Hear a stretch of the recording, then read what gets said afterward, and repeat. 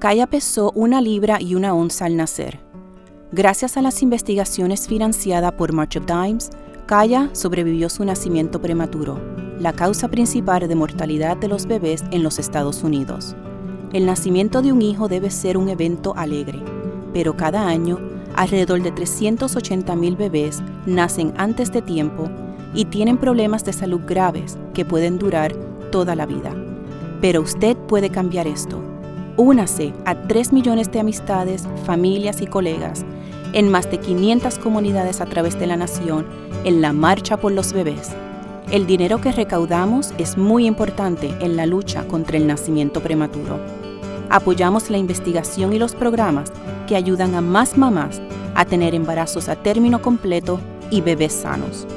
Inscríbase, súmese a un equipo y comience a recaudar fondos hoy en marchforbabies.org.